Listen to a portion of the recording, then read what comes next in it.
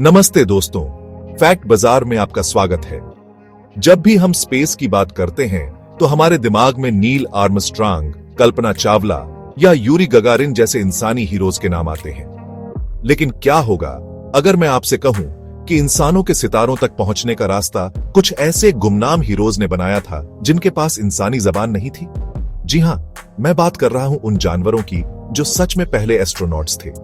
ये वो बहादुर जीव थे जिन्हें एक रॉकेट में बिठाकर अंधेरे अनजान अंतरिक्ष में भेज दिया गया था, यह जानने के लिए कि क्या इंसान वहां जिंदा रह भी सकता है या नहीं। आज की कहानी सिर्फ साइंस की नहीं बल्कि हिम्मत, कुर्बानी और उन बेजुबान हीरोज की है जिनकी वजह से आज इंसान चांद और उससे भी आगे जाने के सपने देख पा रहा है। तो अपनी कुर्सी की पेटी बांध लीजिए, क्योंकि हम समय में पीछे जाकर उन पहले एनिमल एस्ट्रोनॉट्स से मिलने वाले हैं। तो सवाल यह उठता है कि इसकी जरूरत ही क्यों पीडी? क्यों वैज्ञानिकों ने इंसानों से पहले जानवरों को अंतरिक्ष में भेजा? सोचिए, 1940 और 50 का दशक, जब स्पेस रेस यानी अंतरिक्ष की दौड़ शुरू ही हुई। किसी को नहीं पता था कि अंतरिक्ष का माहौल इंसानी शरीर पर कैसा असर डालेगा। क्या वहां जीरो ग्रेविटी में दिल काम करना बंद कर देगा? क्या कॉस्मिक रेडिएशन जानलेवा साबित होगा? इन सवालों का जवाब पाने के लिए किसी को तो वहां भेजना ही था, लेकिन किसी इंसान की जान दांव पर नहीं लगाई जा सकती थी। इसलिए हमारे एनिमल दोस्तों को इस मिशन के लिए चुना गया।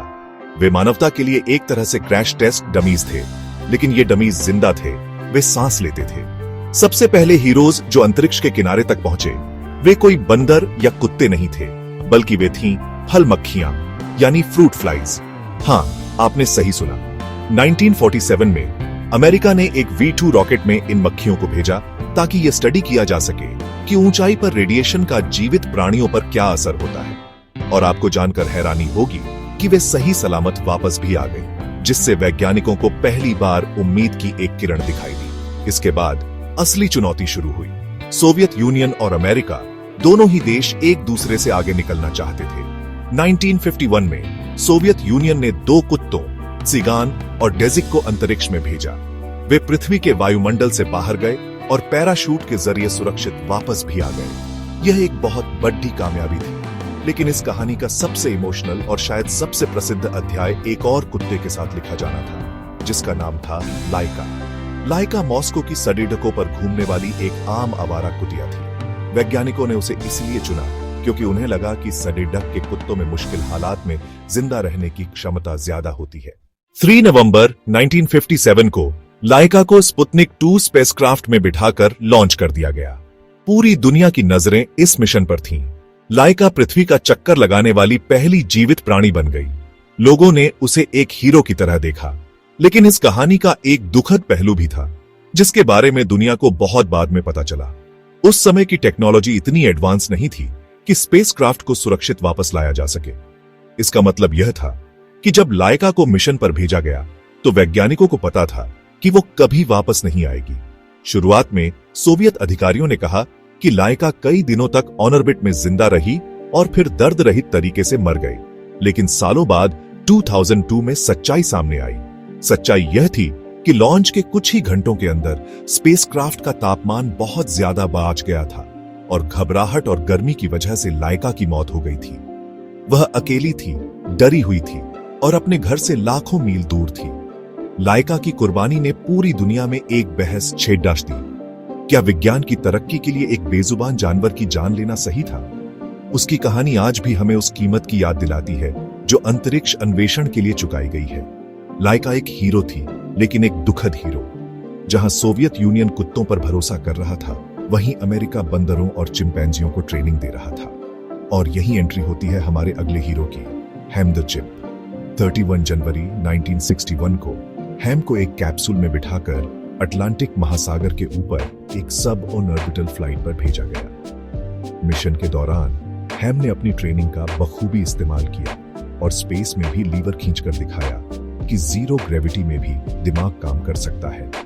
उसकी फ्लाइट पूरी तरह से सफल रही और उसका कैप्सूल समुद्र में सुरक्षित लैंड हो गया। जब बचाव दल ने कैप्सूल का दरवाजा खोला तो हैम ने उन्हें एक बड़ी सी मुस्कान दी, मानो कह रहा हो, मैंने कर दिखाया।